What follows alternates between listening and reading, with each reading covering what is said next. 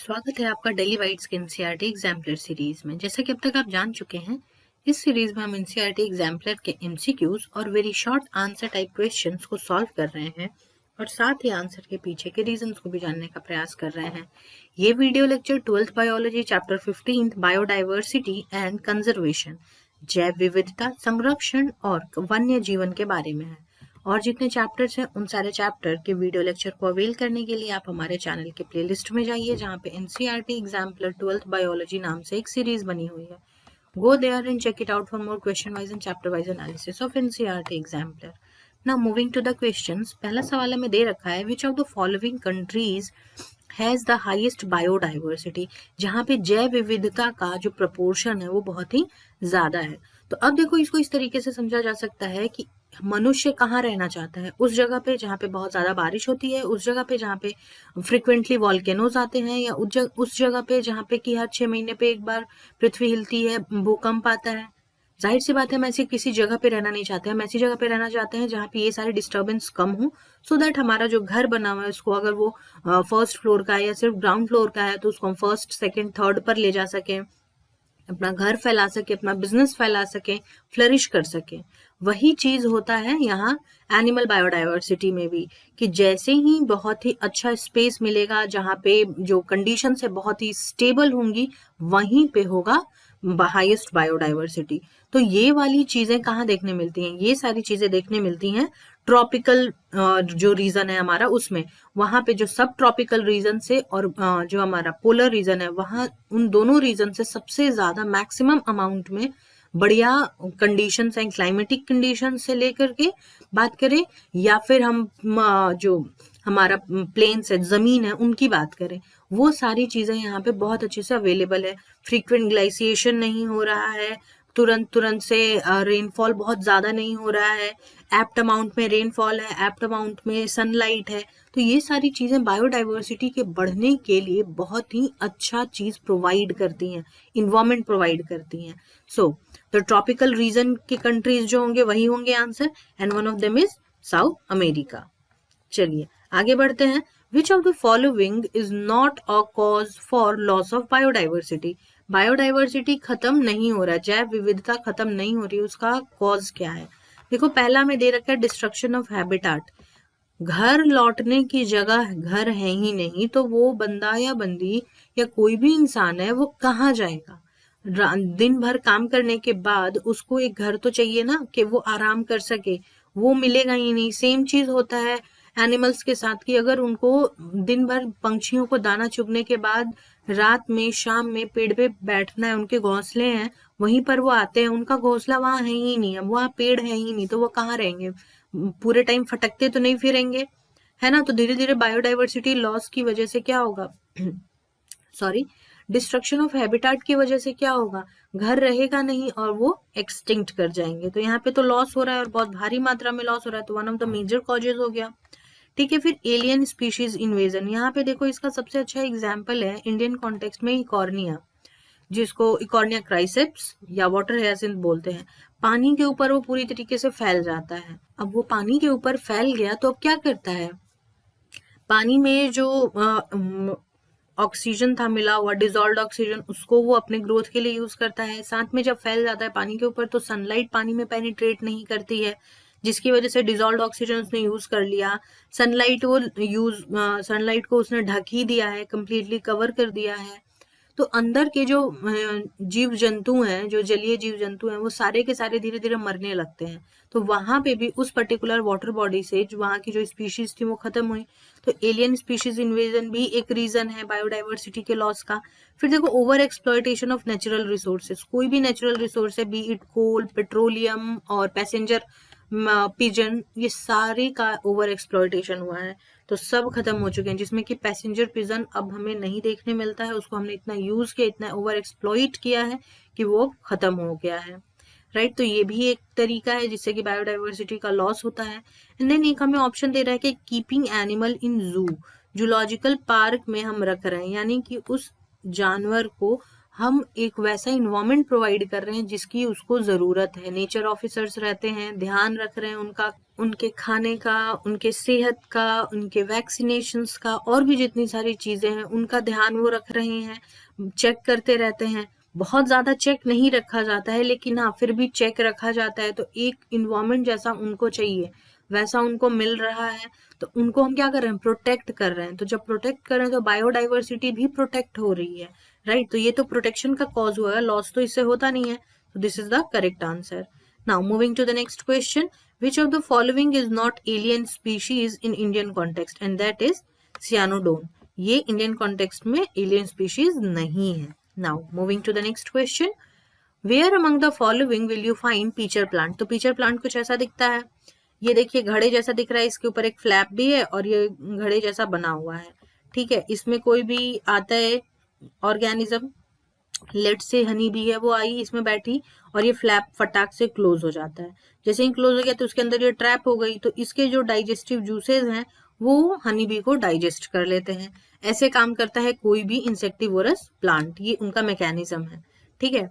अब देखो इनमें से कौन सा, कहाँ पे हम पीचर प्लांट हमें मिलेगा, तो that will be in rain forest of north east India, वहां पे हमें मिलेगा। अब नेक्स्ट क्वेश्चन बढ़ते हैं जी, which of the following is major characteristic feature of biodiversity hotspot। Biodiversity hotspot बना रहे हैं, जो जैव विविधता है उसको हम सुरक्षित कर रहे हैं, ठीक है। तो यहाँ पे बहुत ज्यादा लार्ज अमाउंट ऑफ स्पीशीज होते हैं, और बायोडाइवर्सिटी हम हॉटस्पॉट किसी भी एक प्लेस को डिसाइड ही इसीलिए करते हैं क्योंकि वहां पे एंडेमिक स्पीशीज की क्वांटिटी 20 से 25 हजार के आसपास रहती है, ठीक है। और ये ज्यादातर कहाँ लोकेटेड है, that is located in tropics, क्योंकि ट्रॉपिकल रीजन में डिस्टर्बेंस कम है, स्टेबिलिटी ज्यादा है, तो बायोडाइवर्सिटी भी यस ज्यादा है, ठीक है। तो यहाँ पे हमें ऑप्शन डी में दे रखा है mostly located in polar regions, no this is the wrong answer. चलिए जी आगे बढ़ते हैं। यहाँ देखिए दो कॉलम में दे रखा है, एक कॉलम में ये सारे एनिमल्स हैं, एंड माइंड यू ये सारे एनिमल्स एक्सटिंक्ट हो चुके हैं और ये वो जगह हैं जहाँ पे वो पाए जाते थे, ठीक है। तो इसका भी हमें ध्यान रखना है कि कहाँ कहाँ मिलते थे, ठीक। चलो देखो dodo, dodo was from Mauritius, and then thylacine, thylacine was from Africa, sorry quagga was from Africa, thylacine was from Australia, and Steelers sea cow was from Russia. This one is wrong. The correct answer is D. अब सबकी images भी हम देख लेते हैं। ये देखो ये है पैसेंजर पीजन जिसके बारे में बात हुई थी, ये लोग एक्सटिंक्ट हो चुके हैं अब। ये है हमारा थाइलेसीन जो ऑस्ट्रेलियन मार्सुपियल है, ये है डोडो जो अभी हमने देखा, और ये है हमारा ये quagga, this one is quagga. ये कुछ ऑर्गेनिज्म गाय और जीब्रा उसके बीच का है, और घोड़ा भी है, देखो घोड़े की तरह यहाँ पे इसके गर्दन पे बाल भी हैं, जीब्रा की तरह इसके ऊपर स्ट्रिप्स भी हैं, सो दे आर दिस। चलिए आगे बढ़ते हैं। What is the common of the following plant, Nepenthes, Psilotum, Rauwolfia, Aconitum. अब देखो इन सब की भी इमेजेस हम देखते हैं। ये है पहला Nepenthes, this one is Psilotum, this one is Rauwolfia, and this one is Aconitum, ठीक है। अब देखो यहाँ पे क्या क्या चल रहा है, ये सारे प्लांट्स जो हैं हमारे पास ये सब हमें मिलते हैं जहाँ पे, और इनकी बहुत सारे यूजेस हैं, ठीक है। अब इस यूज की वजह से ये क्या हो रहा है, इनको थ्रेट है ओवर एक्सप्लॉयटेशन का, all are prone to over exploitation. जितना भी वो दे रहे हैं, जितना भी उनका हम यूज कर रहे हैं, उसकी वजह से और ज्यादा हम उनको चाह रहे हैं, जिसकी वजह से ओवर एक्सप्लॉयटेशन हो रहा है। और वो धीरे धीरे ओवर एक्सप्लॉयटेशन की वजह से, अभी हमने क्वेश्चन में देखा था कि बायोडाइवर्सिटी का लॉस हो रहा है, तो वहां पे वो खत्म हो सकते हैं हमेशा के लिए। चलिए आगे बढ़ते हैं। 8वां नंबर सवाल है, इसमें हमें वन हॉर्न राइनोसोरस के बारे में पूछ रहा है कि वो स्पेसिफिकली किस सेंचुरी में हमें मिलता है। तो ये देखो ये है one horn rhinoceros, they are beautiful creature, और इनका ये हॉर्न जो है ना यही तोड़ लिया जाता था शिकारियों द्वारा, जिसकी वजह से क्या होते थे कि ये मर जाते थे। अभी हाल फिलहाल में असम गवर्नमेंट ने क्या किया कि बहुत सारे हॉर्न को जो तोड़ा हुआ था, स्मगल्ड हॉर्न था, उसको जला दिया है, ये बताने के लिए कि इस हॉर्न का कोई यूज नहीं होता है, तो आप जानवरों को मारना बंद कीजिए। बिकॉज इन हॉर्न का बहुत सारा वैरायटी ऑफ यूज करते थे, या फेक बिलीफ थी कि ये सारी चीजों में ये यूज हो सकता है, वो सब खत्म कीजिए और इसकी वजह से ये कदम उठाए गए हाल फिलहाल में। और इससे पहले क्या करते थे लोग कि जो नेचर ऑफिसर्स थे इन हॉर्न्स को पेंट कर देते थे। अब जब ये पेंट कर देंगे तब इसका यूज नहीं होता था, तो उन्होंने क्या शुरू किया, पेंट करना शुरू किया, so that they could protect. तो उससे पहले जब हमने पेंट करना शुरू किया या फिर असम गवर्नमेंट ने आग लगाई, उससे पहले भी तो बहुत सारी चीजें हो चुकी हैं, उससे पहले भी वो इंडेंजर्ड हो चुके हैं ओवर हंटिंग की वजह से। तो वो कौन सी सेंचुरी में पाए जाते हैं, and they are found in Kaziranga. ठीक है जी, चलिए आगे बढ़ते हैं। Amongst the group of animals, which one appears to be more vulnerable to extinction? यानी कि कौन सा है vulnerable है सबसे ज्यादा extinction की तरफ, कि अब वो विलुप्त हो जाएंगे। And they are amphibians. They are 32%, combinedly 32% on the verge of extinction. Because उनको चाहिए दोनों तरह का रीजन, उनको लैंड भी चाहिए, उनको वाटर भी चाहिए, और वाटर और लैंड दोनों आसपास में होना चाहिए, कुछ ऐसी जगहें चाहिए।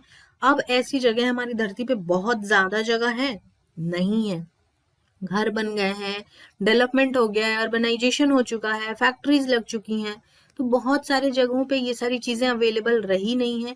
और अगर अवेलेबल है तो पोल्यूशन का लेवल बहुत ज्यादा हाई है, जिसकी वजह से जो एम्फीबियंस है वो स्पॉनिंग कर नहीं पाते। स्पॉनिंग मतलब कि अंडे देना, वो अंडे नहीं दे पाते। जब अंडे नहीं देंगे तो नेक्स्ट जनरेशन पैदा नहीं होगी, and they will be more vulnerable to extinction, right. चलिए जी अब आगे बढ़ते हैं। ये देखिए, which one of the following is an endangered plant species of India? इनमें से कौन सा इंडेंजर्ड है? And they are all of them are endangered. बहुत ज्यादा ही इनका एक्सप्लॉयटेशन हो रहा है अब, ठीक है। अब देखो, आप पूछोगे कि सैंडलवुड का कैसे हो रहा है, तो सैंडलवुड का जो एक्सप्लॉयटेशन है ना, वो इंडिया में इसलिए हो रहा है क्योंकि हम तो सिर्फ पूजा में यूज करते हैं या कहीं कहीं दवाइयों में यूज होता है, लेकिन जो चाइना है वहां पे इसका यूज होता है फर्नीचर्स बनाने में, म्यूजिकल इंस्ट्रूमेंट्स बनाने में। तो वहां पे उसको बहुत ज्यादा हाई प्राइस पे 3,000 से 9,000 के आसपास पर केजी के हिसाब से खरीदा जाता है। और मिलता कहाँ है वो सैंडलवुड? हमारे यहाँ पे मिल रहा है रेड सैंडलवुड।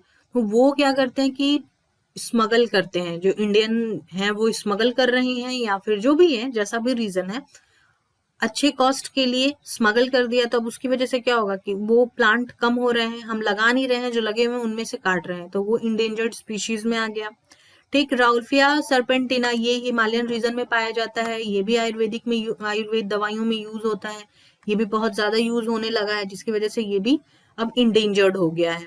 ठीक है, चलो आगे बढ़ते हैं। अब दे रखा है हमें कि what is common to lantana eichhornia and African fish. अब देखो लैंटेना इकॉर्निया कैसे दिखते हैं, ये है हमारे लैंटेना, देखो how beautiful they are, and they are Eichhornia crassipes. ये देखो पानी के ऊपर किस तरीके से बैठे हुए हैं, यहाँ पे ये वाले चीज में देखो ये पानी है और इसके ऊपर किस तरीके से बैठे हुए हैं, और ये अफ्रीकन फिश। तो ये सारे इनमें कॉमन कैरेक्टरिस्टिक क्या है? तो they all are the species neither threatened, वो थ्रेटेंड भी नहीं है, लेकिन जहां पे वो है वो इंडिजिनस भी नहीं है, वो थ्रेटेंड भी नहीं है, लेकिन जहां पे भी वो है वहां पे उन्होंने बाकी सारे जितने भी वहां की स्पीशीज हैं उनको थ्रेट में डाल के रखा है। ठीक है, तो दे आर एलियन स्पीशीज। तो वो ऑप्शन तो नहीं है हमारे पास, लेकिन ये देखो ये वाला ऑप्शन है, तो this is the correct answer. चलिए आगे बढ़ते हैं। The extinction of passenger pigeons was due to, अभी हमने बात की ओवर एक्सप्लॉयटेशन बाई ह्यूमंस, बहुत ज्यादा एक्सप्लॉइट कर दिया था हमने उनको। चलो नेक्स्ट क्वेश्चन हमें दे रखा है, which of the following statement is correct? इनमें से कौन सा स्टेटमेंट सही है? Parthenium is an endemic species of our country, नहीं, पार्थेनियम इंडेमिक नहीं है। African fish is not a threat to indigenous catfishes, अभी हमने बात की कि वो इंडिजिनस के लिए बहुत ज्यादा खतरा है। Lantana is popularly known as carrot grass, no, lantana carrot grass नहीं है, दे आर कॉल्ड, पार्थेनियम को हम कैरेट ग्रास बोलते हैं। ठीक है, अब देखो एक सी ऑप्शन दे रखा है, Steller sea cow is a extinct animal, this is the correct answer. अभी हमने क्वेश्चन में भी देखा था स्टीलर सी काऊ के बारे में जो रशिया में मिल रही थी हमें, ठीक है, दे आर एक्सटिंक्ट। चलो आगे बढ़ते हैं। Among the ecosystem mentions where do one find maximum biodiversity, इनमें से कौन सी जगहों में सबसे ज्यादा बायोडाइवर्सिटी होगी? तो दैट इज कंप्लीटली बिना गेस किए हुए आंख बंद करके कोरल रीफ्स। कितने खूबसूरत, कितने कलरफुल होते हैं, वो एक ऐसी जगह है जहां पे मैक्सिमम अमाउंट ऑफ बायोडाइवर्सिटी हमें मिलती है। नेक्स्ट सवाल दे रखा है, प्लैनेट अर्थ का लंग्स किसको कहते हैं? They are this amazing forest called as Amazon. They are amazing. यहाँ पे बहुत सारे वैरायटी के स्पीशीज हैं, प्लांट्स हैं जो संरक्षित किए हुए हैं, कुछ संरक्षित हैं। और यहाँ पे कौन सी नदी बहती है कमेंट सेक्शन में मुझे बताइए। तो वो है हमारा अमेजन रेन फॉरेस्ट। आगे बढ़ते हैं। The active chemical drug reserpine is obtained from, ये कहाँ से हमें मिलता है? और ये मिलता है हमें राउल्फिया से, जिसकी हम बात कर रहे थे अभी। चलिए फिर आगे बढ़ते हैं। Which of the following group exhibit more diversity, diversity किसमें ज्यादा है? तो यहाँ पे देखो इनवर्टिब्रेट्स में सबसे ज्यादा किसकी है? मोलस्कन्स की है।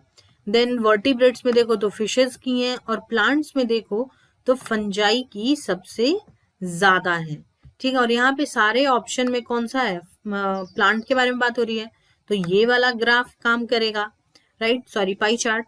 तो इसमें कौन है? That is fungi, is the correct answer. चलिए आगे बढ़ते हैं। Which of the following mentioned region exhibit less seasonal variation, वहां पे सीजनल वेरिएशन कम हो रहा है, तो ऐसी कौन सी जगह है? They are tropical regions. अभी हमने बात की है ना कि ट्रॉपिकल रीजन में वेरिएशंस बहुत कम होता है, स्टेबिलिटी बहुत ज्यादा होती है, इसी वजह से वहां पे बायोडाइवर्सिटी बहुत ही ज्यादा होता है। चलिए आगे बढ़ते हैं हम। 19वां नंबर सवाल हमें दे रखा है, the historic convention on biological diversity held in Rio de Janeiro in 1992 is known as. Rio de Janeiro में जो मिला गया था और बहुत सारी कंट्रीज मिली थी और उन्होंने एक कन्वेंशन किया था, उस कन्वेंशन को हम क्या कहते हैं? This is called as earth summit, उसको हम अर्थ समिट कहते हैं। 20वां नंबर सवाल दे रखा है कि इनमें से कौन सी टेक्निक जो है वो कॉमन है? What is common to this all techniques? In vitro fertilization, cryopreservation and tissue culture. अब देखो इन विट्रो यानी कि टेस्ट ट्यूब में, टेस्ट ट्यूब बेबीज जिसको हम कहते हैं, टेस्ट ट्यूब में हम काम कर रहे हैं तो इन विट्रो हो गया। क्रायो प्रिजर्वेशन जो लिक्विड नाइट्रोजन में हम ले जा करके -15 डिग्री सेल्सियस पे किसी भी चीज को कंजर्व कर रहे हैं, ठीक है। और टिश्यू कल्चर भी ये कंट्रोल्ड इन्वायरमेंट में हो रहा है। तो ये सारे के सारे में कहीं ना कहीं ह्यूमन दिख रहे हैं और अपनी जगह पे से वो है नहीं, अपनी जगह पे जहाँ नेचुरल हैबिटाट है वहां पे तो वो है नहीं, राइट। तो they are ex-situ conservation methods, वो ex-situ कंजर्वेशन मेथड्स हैं। चलिए आगे बढ़ते हैं very short answer type questions पे। What characteristic make a stable community, community के किसी भी कम्युनिटी के स्टेबल होने में क्या क्या कैरेक्टरिस्टिक होती है? तो दे आर कि वहां पे बायोडाइवर्सिटी बहुत ज्यादा हो, बायोडाइवर्सिटी जितना ज्यादा स्टेबिलिटी उतनी ज्यादा। एलियन स्पीशीज को आने ना दें, वो अगर आए भी तो वो उनकी स्पीशीज डाइवर्सिटी इतनी ज्यादा बुनी, एक दूसरे में बुनी हुई हो, गुथी हुई हो कि वो उसको वाइप आउट कर सके एलियन स्पीशीज को, फिर अपने आप को शॉर्ट पीरियड ऑफ टाइम में रीस्टोर कर सके, रिप्लेनिश कर सके, जो भी चीजें हैं उनके मिनरल्स, उनके अपने जितना भी उनका अपना इकोसिस्टम चल रहा है वो सबको वो अपने आप रिप्लेनिश कर सके, उनको अलग से किसी मेंटेनेंस की जरूरत ना पड़े, राइट। और उनमें जो वेरिएशन है वो कम आए। जैसे कि हमने बात की, हमने देखा था कि जो कम्युनिटीज होती हैं, जो हाइड्राक्स सक्सेशन होता है या जेराक्स सक्सेशन होता है, वहां पे कम्युनिटीज कितना फ्रिक्वेंटली बदल रही होती हैं, राइट। तो वैसी वो यानी कि स्टेबल कम्युनिटी नहीं है, पर फॉरेस्ट कम्युनिटी स्टेबल हो जाती है। क्लाइमेक्स उसीलिए हम उसको बोलते हैं क्योंकि वहां पे वेरिएशंस बहुत ही कम होने लगता है, ठीक है। चलिए आगे बढ़ते हैं। What could have triggered mass extinction of species in past? देखो हम एग्जैक्टली तो नहीं कह सकते क्योंकि हम बहुत ज्यादा नहीं जानते हैं, पर फिर भी डायनासोर के केसेस अगर हम ले लें तो नेचुरल और मैन मेड डिजास्टर दोनों हैं जो कि कॉज है स्पीशीज का, पास्ट में भी पास्ट में भी कुछ मैन मेड रहे होंगे जब ह्यूमंस आए, और ह्यूमंस से पहले जितना भी था वो सारा नेचुरल डिजास्टर था, राइट। चलो आगे बढ़ते हैं। What account for the greater ecological diversity in India? Ecological diversity है इंडिया में, और ऐसा क्यों है? क्योंकि जो हमारा ज्योग्राफिकल डाइवर्सिटी जिसको हम टोपोग्राफी कहते हैं वो बहुत ही ज्यादा सुदृढ़ है, बहुत ही अच्छा है। हमारे पास डेजर्ट भी है, हमारे पास रेन फॉरेस्ट भी है, कोरल रीफ्स हैं, मैनग्रोव्स हैं, वेटलैंड्स हैं, अल्पाइन मिडोज हैं, इश्यूरीज हैं, ये सारे टाइप के हैं, राइट। तो यहाँ पे इकोलॉजिकल डाइवर्सिटी इसी वजह से बहुत ही ज्यादा हो जाती है क्योंकि अलग अलग टाइप के इकोसिस्टम है हमारे पास अवेलेबल, लगभग हर टाइप का इकोसिस्टम हमारे पास है। तो इसी वजह से जो स्पीशीज डाइवर्सिटी भी है वो भी बढ़ जाती है, और इसी वजह से क्योंकि इकोलॉजिकल डाइवर्सिटी है, ठीक है। कोई जो कैमल है वो अल्पाइन रीजन में तो रह नहीं सकता है, उसके लिए डेजर्ट चाहिए, और डेजर्ट हमारे पास है, राइट। पाइन और स्प्रूस है वो रेन फॉरेस्ट में रहेंगे नहीं, उनको चाहिए हाइट पहाड़ों की, वो भी है हमारे पास मौजूद, ठीक है। तो इसकी वजह से हमारे पास स्पीशीज डाइवर्सिटी भी है और हमारे पास इकोलॉजिकल डाइवर्सिटी भी मौजूद है। चलिए आगे बढ़ते हैं। According to David Tilman, greater the diversity greater the primary productivity, जितनी ज्यादा डाइवर्सिटी होगी उतनी ज्यादा primary productivity. Can you think of a very low diversity man made ecosystem that has high productivity? बहुत ही सिंपल है, खेत हमारे चने के चावल के, गेहूं के, राजमा के, मक्के के, जिसको हम भुट्टा भी बोलते हैं, उन सब के जो खेत हैं वहां पे वो एक मैनमेड इकोसिस्टम है, राइट। लेकिन उसकी प्रोडक्टिविटी भी, डाइवर्सिटी बहुत कम है क्योंकि चावल एक ही तरीके के उग रहे हैं, मक्का एक ही तरह का उग रहा है, वीट एक ही तरीके का उग रहा है, लेकिन प्रोडक्टिविटी बहुत ज्यादा है, कम हेक्टेयर में हम ज्यादा का प्रोडक्शन कर रहे हैं, राइट। चलिए नेक्स्ट सवाल दे रखा है, देखो ये बहुत इंपॉर्टेंट सवाल है, कई बार पूछा जाता है तो इसको ध्यान में रखना। What does red indicate in IUCN red list that indicate high risk of extinction? विलुप्त होने की सबसे ऊंची दर को वो रिप्रेजेंट करता है, ठीक है। आगे बढ़ते हैं। Explain as to how protection of biodiversity hotspot alone can reduce 30% of current rate of species extinction. अब बायोडाइवर्सिटी हॉटस्पॉट बनाने के बाद, एक तो हम बायोडाइवर्सिटी हॉटस्पॉट बनाते ही उसी जगह पे हैं जहाँ पे कि स्पीशीज रिचनेस बहुत ज्यादा हो, स्पीशीज रिचनेस ज्यादा है, और उसकी वजह से जैसे ही वो प्रोटेक्टेड हो गया वहां पे ह्यूमन बींग्स का इंटरवेंशन रुक जाता है। तो जैसे इंटरवेंशन रुका, वहां पे स्पीशीज रिचनेस है, पहले से इंटरवेंशन रुक चुका है, तो वो अपने आप फ्लरिश कर रहे हैं। तो जब वो फ्लरिश करेंगे तो उनका जो एक्सटिंक्शन रेट है वो खत्म होने लगेगा, तो 30% तक हम उसको घटा सकते हैं। चलिए आगे बढ़ते हैं। What is the difference between endemic and exotic species? Endemic यानी जो नेटिव है उसी जगह पे पाए जाते हैं, और exotic यानी कि जो बाहर से आए हुए हैं, एलियन स्पीशीज हैं, they are called as exotic species, और जो उसी जगह पे पाए जाते हैं, नेटिव है, इंडिजिनस है, उनको हम कहते हैं एंडेमिक स्पीशीज। और इसका एग्जाम्पल अभी तक आप वेल अवेयर हो चुके होंगे, इसके एग्जाम्पल्स कौन कौन हो सकते हैं एक्सोटिक स्पीशीज के। आगे बढ़ते हैं। How does species diversity differ from ecological diversity? Very simple, species diversity मतलब कि स्पीशीज में डाइवर्सिटी है। शेर का हमें 3 वैरायटी मिल रहा है, 5 वैरायटी मिल रहा है, मैंगो की 50,000 वैरायटी मिल रही है। और इकोलॉजिकल डाइवर्सिटी जो हमारे पास इकोसिस्टम में डाइवर्सिटी मौजूद है, जैसे कि एक्वेटिक में भी हमारे पास 2 तरीके के हैं, फ्रेश वाटर भी है, मराइन भी है, टेरेस्ट्रियल में फॉरेस्ट है, ग्रासलैंड है, ये सारी चीजें हैं, प्लेन्स हैं, ठीक।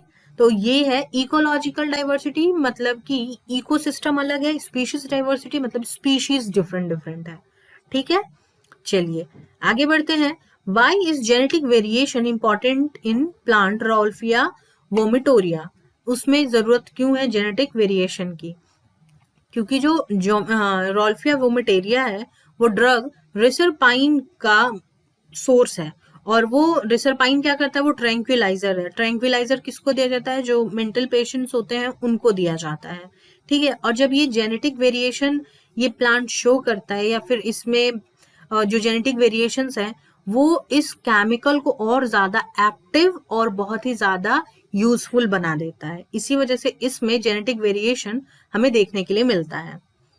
चलिए आगे बढ़ते हैं, what is red data book? Red data book किसको कहते हैं? IUCN का ये एक वेंचर है जो मेंटेन करता है IUCN, और इसमें कंपाइल किया जाता है डेटा और रिकॉर्ड को जो स्पीशीज रिस्क पे रहती हैं एक्सटिंक्शन के, कि वो अब विलुप्त हो जाएंगी, इनको अगर नहीं रोका गया तो ये अब खत्म हो जाएंगी। तो इस चीज का डेटा वो मेंटेन करता है रेड डेटा बुक। आगे बढ़ते हैं, जीन पूल किसको कहते हैं? जीन पूल हम कहते हैं उसको जो पूरा जीन मौजूद रहता है, sum total of all the gene of every individual present in population, उस पूरे पॉपुलेशन में। And then what is, next सवाल पे बढ़े, what does the term frugivorous mean? Frugivorous किसको कहते हैं? फ्रूट्स जो खा रहे हैं, स्टेपल डाइट है उनका, उसी को हम कहते हैं फ्रूगीवोरस। नेक्स्ट सवाल बढ़ते हैं, what is the expanded form of IUCN? That is international union for conservation of nature and natural resources. Next सवाल, डिफाइन द टर्म्स बायोप्रोस्पेक्टिंग एंड इंडेमिज्म। इंडेमिज्म के बारे में तो हम जान रहे हैं कि वो एक पर्टिकुलर उसी जगह पे पाए जा रहे हैं, तो उसको हम इंडेमिक स्पीशीज कहते हैं, उस पूरे प्रोसेस को इंडेमिज्म कहते हैं। पर ये बायोप्रोस्पेक्टिंग क्या है? तो बायोप्रोस्पेक्टिंग ऐसा टर्म है जिसको कि हम डिस्क्राइब कर सकते हैं process of discovery and commercialisation of new products based on biological resources. हमने डिस्कवर किया और फिर हमने उसको मार्केट किया है, नए नए प्रोडक्ट्स को जो बायोलॉजिकल रिसोर्सेज के थ्रू हमें मिल रहे हैं, that is called as bioprospecting. और इंडेमिज्म हम उसको कहते हैं प्रेजेंस ऑफ स्पीशीज उसी रीजन में होता है, कहीं और हो नहीं रहा है। जैसे कि kangaroos are animals that are found in Australia only, तो वो वहीं के लिए वो इंडेमिक स्पीशीज है, सिर्फ वहीं पाया जाता है और कहीं भी विश्व में नहीं पाया जाता है। Now moving to the next question, what is the common to species in given figure A and B? तो दोनों को अगर हम देखें तो दैट इज एंजियोस्पर्मिक प्लांट, क्योंकि यहाँ पे देखो दिख रहा है कि फ्लावर आ रहा है, तो जो फ्लावर आ रहा है तो मतलब कि एंजियोस्पर्मिक प्लांट है। एंड देन नेक्स्ट, इसमें भी फ्लावर हमें दिख रहा है, ये रहा फ्लावर, तो ये भी एक एंजियोस्पर्मिक प्लांट है। नेक्स्ट सवाल में भी सेम है कि हमें इसमें बताना है कि दोनों में क्या है। तो ये देखो, ये कोई प्लांट है, ठीक है, बहुत अच्छी क्लियर इमेज तो नहीं है इसकी, लेकिन ये एक प्लांट है क्योंकि यहाँ पे इसकी बेल लगी हुई है। और ये भी एक है एनिमल, तो ये दोनों में, प्लांट और एनिमल में क्या कॉमन हो सकता है? बिल्कुल हो सकता है, दे बोथ आर कार्निवोरस। पहली चीज तो ये कि वो कर सकते हैं, वो क्या करता है, दूसरे ऑर्गेनिज्म के ऊपर फीड करता है, एक चीज तो ये हो सकती है। और दूसरी क्या है जो यहाँ पे लिखी हुई है कि कंजर्व करते हैं नेचुरल हैबिटाट में, ठीक है, both species are conserve in their natural habitat, इसको अपने ही हैबिटाट में कंजर्व किया जाता है। So this was it for this video. आप हमारे टेलीग्राम चैनल से भी जुड़ सकते हैं जिसका लिंक आपको डिस्क्रिप्शन बॉक्स में मिल जाएगा, जाएं वहां जुड़े और नए वीडियोस के अपडेट को प्राप्त करें। Until then, stay tuned, stay connected to Delhi Bytes. God bless you all.